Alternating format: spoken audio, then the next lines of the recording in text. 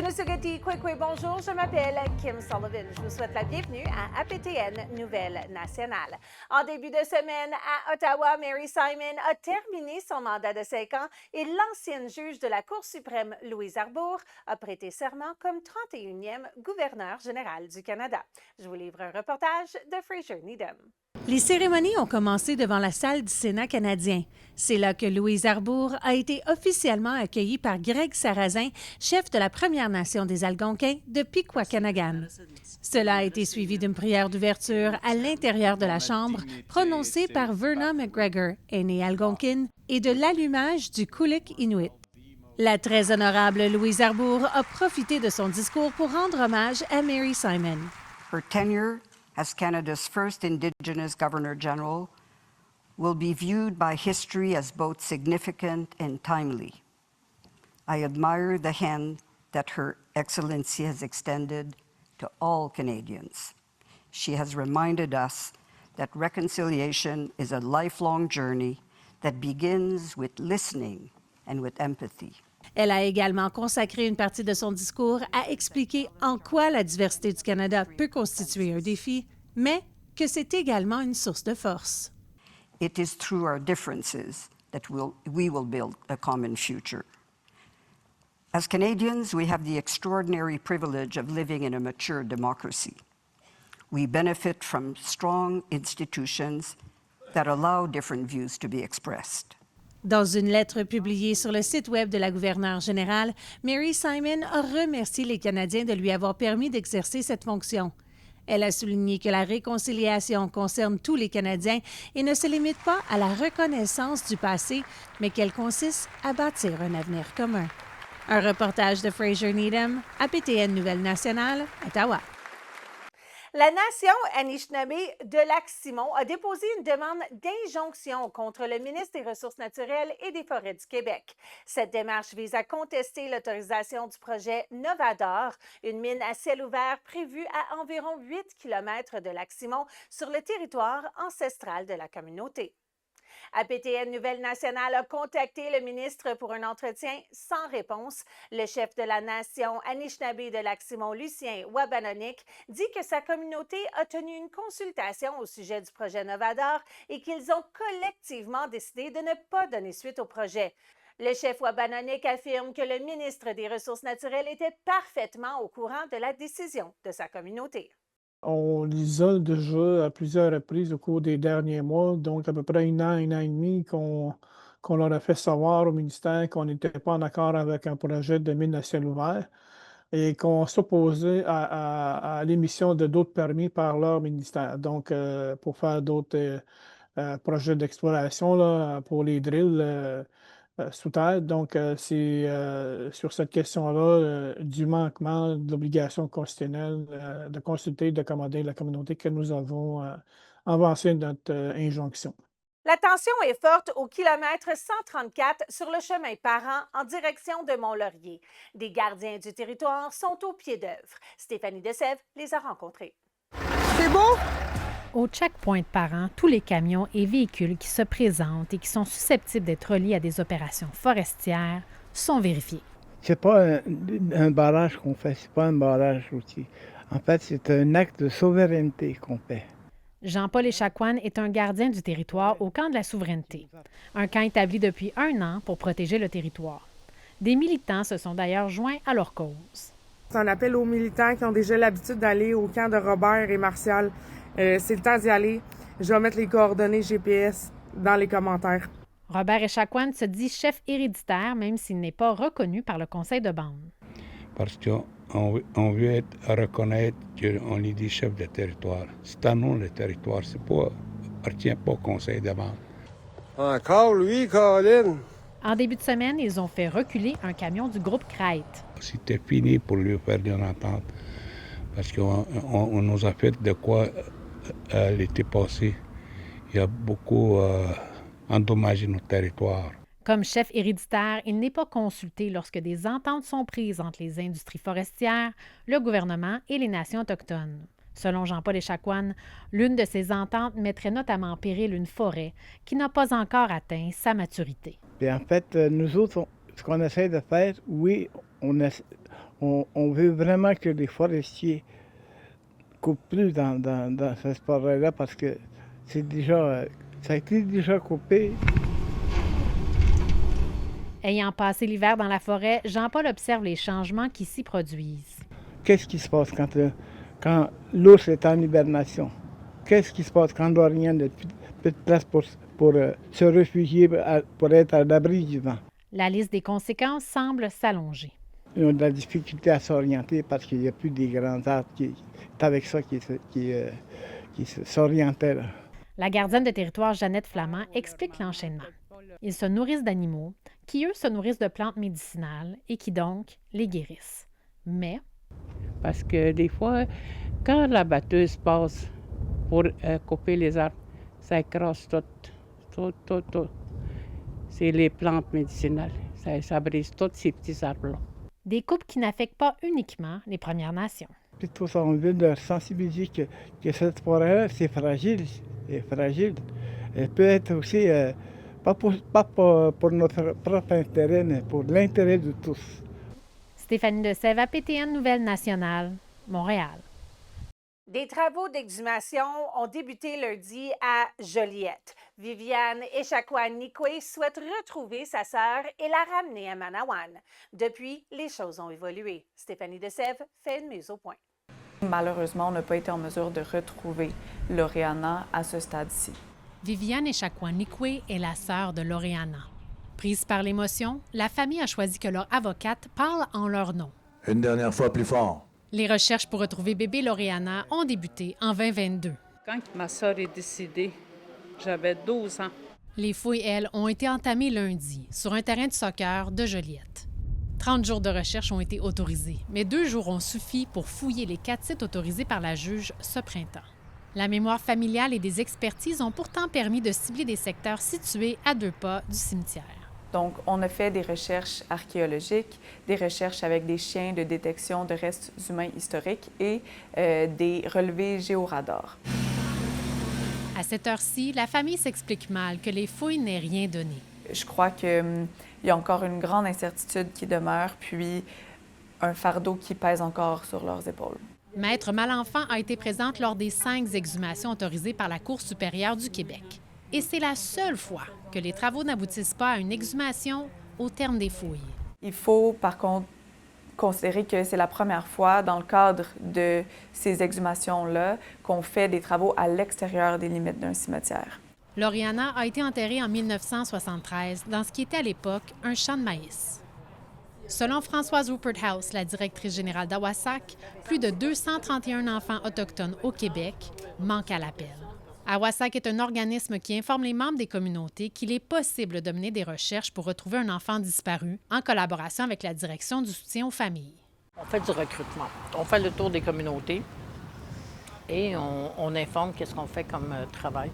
Pour Françoise, la cause est personnelle puisqu'elle a elle-même repris la quête de ses parents pour retrouver sa sœur et son frère. Au moins, on retrouve des réponses pour les familles. C'est ce que fait Viviane, elle aussi, pour ses parents maintenant décédés.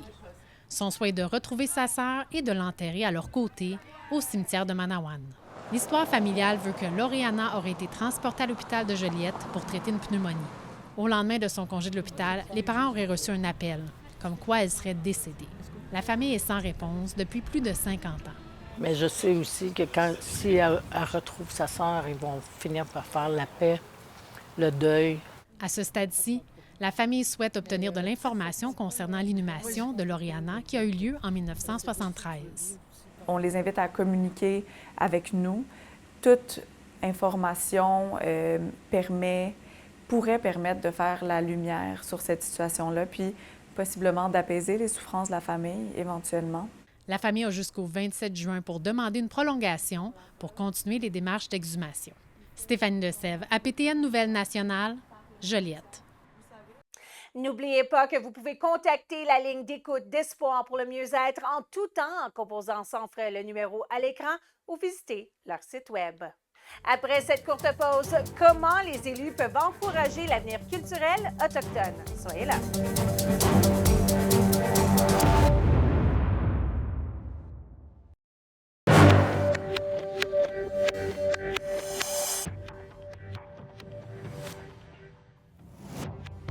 bienvenue. Les grands changements de société passent souvent par les arts, que ce soit une installation qui fait agir avant ou une performance après pour en célébrer. Et c'est dans cette perspective que le Forum Les Arts et la Ville s'est tenu à Montréal cette semaine. Si l'artiste n'est pas là, l'œuvre est un objet de rencontre. Le Forum Les Arts et la Ville s'est ouvert sur une réflexion concernant le rôle des municipalités dans l'avenir culturel autochtone. Un forum comme celui-ci, c'est super important parce que les municipalités, tous les acteurs à l'intérieur de ces organisations-là ont un rôle très important à jouer dans la rencontre entre les peuples et dans la cohabitation. On veut aussi beaucoup parler aujourd'hui de l'art, la culture comme vecteur de changement. Le commissaire en relation avec les peuples autochtones de la Ville de Montréal, Randy Legault-Rankin, faisait partie des acteurs des milieux municipaux, culturels et artistiques de partout au Québec et de la francophonie canadienne qui se sont joints à l'événement. Je pense qu'un des plus gros mandats de mon poste, c'est d'être un peu cette courroie de transmission-là, c'est de comprendre un peu les besoins, d'être avec les organismes autochtones sur le terrain et après ça, d'aller emmener les besoins, comment la Ville peut aider les organismes aussi à faire leur mission. Comme celle de l'organisme culturel autochtone, la Boîte Rouge Vif. La chose essentielle, c'est de prendre le temps de faire rencontre. Selon leur directeur, un des plus gros défis est de faire comprendre aux élus qu'il faut créer des espaces de co-création avec les Premières Nations et du temps requis pour le faire. Puis, une fois que c'est compris, que c'est établi, puis ça bouscule en fait aussi là, les échéances, savoir le temps. Mais les plus belles réussites, c'est que le temps permet de créer des réelles relations. Ces relations sont à la base de la réconciliation. Je pense que c'est de refaire les alliances, de vraies alliances qu'on parle ici. Et non seulement en territoire.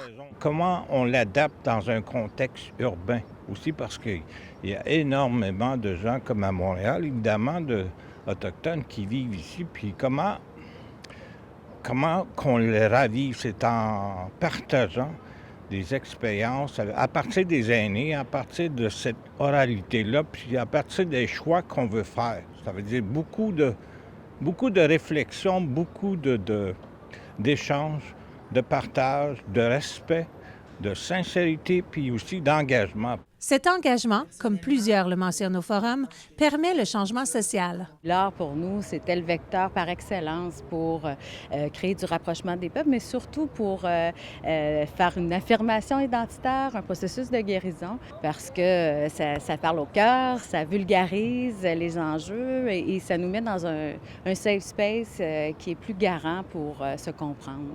Et pour son organisme, Minwashin, la culture aide aussi à leur mission de revitaliser l'Anishinaabe-Moine. C'est pas juste les organisations autochtones ou les communautés qui ont un rôle à jouer dans la revitalisation des langues. Il faut rendre la langue visible, il faut se l'approprier. C'est la langue première du territoire, elle est millénaire. C'est une richesse culturelle qui va bien au-delà des communautés. Alors, c'est important de s'engager, de faire un pas. C'est un long processus. P4, on va prendre le temps que ça va prendre. C'est très complexe. C'est avec cette complexité en tête que tous se réunissent afin d'avoir ces moments de réflexion dans un endroit sécurisant. On n'est pas là pour tout de suite, on est là pour le long terme. Puis évoluer ensemble, tranquillement. Kim Sullivan, APTN Nouvelle Nationale, Montréal. Sur un sujet connexe, l'administration de la mairesse de Montréal a annoncé l'octroi d'un soutien financier de 100 000 $ à 7 organisations autochtones. Cette aide vise à soutenir des initiatives mettant en valeur les savoirs, les traditions et les contributions des premiers peuples, tout en favorisant les rencontres et le dialogue avec l'ensemble de la population. C'est une première pour l'histoire de la ville d'avoir une enveloppe dédiée aux organismes autochtones. Et on a vraiment refait un peu la structure. On a écouté savoir comment ça fonctionnait, comment on pouvait bien faire les choses. Donc, donc l'appel à projet était 100% de façon orale. Alors, les organismes venaient nous présenter les projets à un jury, présenter le projet, on discutait et c'est comme ça que l'appel à projet s'est fait. Les 7 projets se dérouleront entre juin et septembre. Et les voici. À l'occasion de la Journée nationale des peuples autochtones le 21 juin, Montréal autochtone et l'AISQ proposent un festival au Parc Arthur-Terrien à Verdun avec ateliers de jardinage, jeux, spectacles, marché artisanal et mets traditionnels. Et le Centre de justice des premiers peuples de Tiohtià:ke tiendra un barbecue communautaire avec cérémonie au Square Saint-Louis. Ils en tiendront aussi un le 30 septembre. À l'occasion du 325e anniversaire du traité de la Grande Paix de Montréal, le 4 août, Jolie Autochtone propose une relecture vivante de l'histoire à travers des perspectives autochtones. Contes et conférences avec l'auteur et marionnettiste Jocelyn Sioui au Belvédère Gandiarang du Mont-Royal. Tigania Center organise les 1er et 2 août à Montréal une expérience immersive et intergénérationnelle avec des ateliers de cuisine traditionnelle, découverte de plantes médicinales, fabrication d'ongans, vannerie et création de wampum, en plus d'un match de crosse et d'un repas communautaire, le tout à la Cité des Hospitalières. À l'occasion maintenant de la Journée nationale de la vérité et de la réconciliation, le 30 septembre, Pwamin Meshkenu, l'initiative annuelle du Dr Stanley Volant, organise un événement à la fin de leur marche de presque 350 km au bassin Peel, où le public est invité à prendre part dans une marche symbolique, suivie d'une conférence, d'un goûter traditionnel et d'une cérémonie commémorative. Le concert inaugural de l'orchestre Hochelaga sera présenté gratuitement au Centre Sanac le 29 septembre. Et finalement, le dernier projet à bénéficier de cet octroi d'argent est Chapamitin, un événement en 3 temps avec panel, atelier de co-création et la présentation d'un livre blanc à la Ville de Montréal. Quels beaux événements! Et dans un événement axé sur la vérité et la réconciliation, la Ville de Sainte-Anne-de-Bellevue a renommé un de leurs parcs. Une idée de l'ancienne mairesse Paula Hawa, qui a embarqué dans la volonté des municipalités du Québec de reconnaître la présence historique des Autochtones sur le territoire. Son nouveau nom, Gawenotion, donné par l'aîné Wahakeron George Gilbert, veut dire « pointe de l'île » en Kanien'kehá:ka. Un paix blanc, symbolisant paix et unité, a été planté pour souligner l'événement. Well, at one time it was a point where the canoes would come from different areas, especially along the Ottawa River, and they come up here, and they would this would be like a resting place before they went on towards Montreal, you know. So that's why there was the gathering was at the tip of the island. C'est une vieille ville et c'était un endroit avant que les Européens arrivent ici. Donc, pour moi, c'est juste et approprié qu'on reconnaisse cet endroit, ce parc avec un nom autochtone. Au retour de cette courte pause, on va à la rencontre des peuples autochtones ce week-end avec Kwe. Soyez là.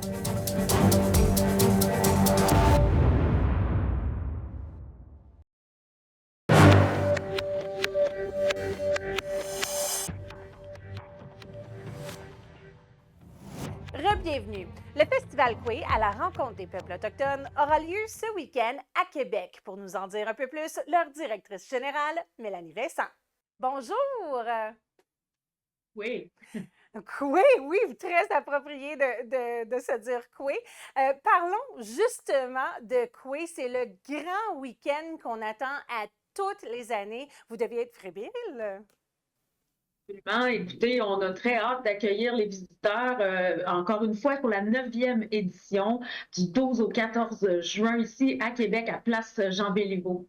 Je sais qu'à chaque année, quand vous faites la programmation, le lancement de la programmation, les gens sont fébriles de savoir qu'est-ce qui va se passer, qu'est-ce qu'on va voir, qui qu'on va entendre. Donc, la parole est à vous. Donnez-nous un petit outlook de ce qui nous attend à Québec ce week-end. En fait, il faut aussi rappeler que Kwe à la rencontre des peuples autochtones, ici, ce sont les 11 nations autochtones au Québec qui sont représentées à travers plusieurs espaces. Alors, pendant les 3 jours du festival, eh bien, ça s'adresse d'ailleurs à un grand public, que ce soit des familles, des enfants ou des personnes aînées, peu importe, tout le monde est le bienvenu ici. Eh bien, ce qu'on peut retrouver, donc, une programmation très variée. Des conférences sur des thématiques particulières, comme par exemple, bon, on en a une cette année avec Jean-Luc Canapé qui va venir parler sous les barrages, un documentaire qu'il a fait qui porte sur les questions avant l'installation des barrages sur leur territoire traditionnel. C'est un exemple. On a également plusieurs jeunes cette année, des jeunes leaders qui viennent parler de leur parcours et qui échangent avec des aînés pour voir comment la transmission du savoir se fait. Donc, on a des conférences là-dessus. On a des ateliers de fabrication pour adultes et pour enfants, des bâtons de rêve avec Pwamin Meshkenu. On a aussi aussi tout ce qui est les poupées de maïs. On va avoir un atelier là-dessus pour les adultes. On a aussi tout le parcours des 11 nations. Alors, à travers ce parcours-là, chacune des nations, avec ses représentants, viennent faire des démonstrations de la vannerie. On va avoir des appelants de mélèze avec la nation Cri, par exemple, fabrication de raquettes traditionnelles avec la nation Innu. Alors, il y a toutes les nations comme ça qui apportent leur savoir, qui viennent partager tout ça. On a aussi un espace thé et tisane avec des aînés. Les gens peuvent venir jaser avec des aînés de certaines nations qui sont présents. On a un espace tourisme avec Tourisme autochtone Québec qui vient présenter les 250 destinations touristiques autochtones au Québec. On a Joli Autochtone qui est là, donc une librairie là, où les gens peuvent se procurer des livres, il va y avoir des séances de dédicaces. On a une belle boutique de cadeaux aussi avec de l'authenticité, tout ce que les gens qui vendent leurs produits le font dans notre boutique dédiée. Alors, on en a pour tous les goûts. Puis en passant, cette année, on a changé le menu. On a un restaurant Kwe et on a un menu qui a été fait par une chef professionnelle Wendat du restaurant La Traite de Wendake. Et on a un nouveau menu. Vous avez dit un mot qui était dans ma prochaine question. Vous avez parlé d'authenticité. Puis je pense que dans l'ère de la réconciliation, puis où est-ce qu'il y a beaucoup de Québécois qui ne comprennent pas le mot réconciliation ou qui ne savent pas où commencer, l'authenticité est à la base de ça. Et je crois que c'est quelque chose qui est très important pour vous. Mais c'est très important, puis vous voyez ici le sceau de l'authenticité, c'est l'ours. C'est un sceau qui a été créé au Québec par la Commission de développement économique des Premières Nations et qui, maintenant, les artisans, les artistes et les événements comme Kwe, on peut maintenant s'accréditer pour dire, ben nous, on respecte les valeurs d'authenticité de nos peuples. Il n'y a pas de folklore, c'est vraiment d'aller dans la réalité, l'honnêteté, et on promouvoit beaucoup ça. Puis d'ailleurs, IDEN, l'ours aura son propre kiosque ici à Kwe cette année. Ah, nice! Est-ce que la petite Mélanie Vincent, qui a commencé ça il y a 9 ans, s'est imaginé que Kwe, la rencontre des peuples autochtones, allait vraiment développer et s'épanouir de la façon que ça s'est fait maintenant? Parce que c'est incroyable ce que vous faites. Ben, écoutez, il fallait simplement avoir persévéré parce que c'est pas évident de créer un grand événement non plus, partir de zéro, puis de continuer à persévérer parce qu'il faut aller chercher des partenaires. Puis d'ailleurs, on les remercie. Grâce à eux, on peut faire un festival aujourd'hui qui accueille pratiquement 21 000 visiteurs à chaque année. Alors, c'est beaucoup de travail, mais je ne suis pas toute seule. Il y a une équipe derrière tout ça. Il y a des gens qui ont fondé Kwe aussi, qui ont été en appui, là, profondément en appui là-dessus. Alors, c'est pas le travail d'une seule personne, mais une équipe. Kwe n'existerait pas si c'était pas de nos artistes, nos artisans, les conférenciers, les gens qui se déplacent des communautés, qui viennent ici et qui sont fiers de partager tout leur savoir et leur culture, leur identité dans l'authenticité. Alors, c'est vraiment grâce à eux qu'on existe. Dernière petite question, j'ai regardé la météo pour ce week-end. Petite possibilité d'orage pour vous, ça ne change rien? Non, ça ne change rien. Nous, on est prêts, beau temps, mauvais temps, mais ceci dit, toutes nos activités sont possibles. Peu importe la température, on a des activités qui sont à l'intérieur des tentes et tout, donc on est très, très préparés pour ça. Bien, je vous souhaite même pas bonne chance pour ce week-end. Je vous souhaite de vous amuser en grand. C'est le Festival Kwe. Ça se passe ce week-end. Tout le week-end, la programmation est sur le site web. Merci tellement d'être passé à l'émission. Plaisir. Bonne journée.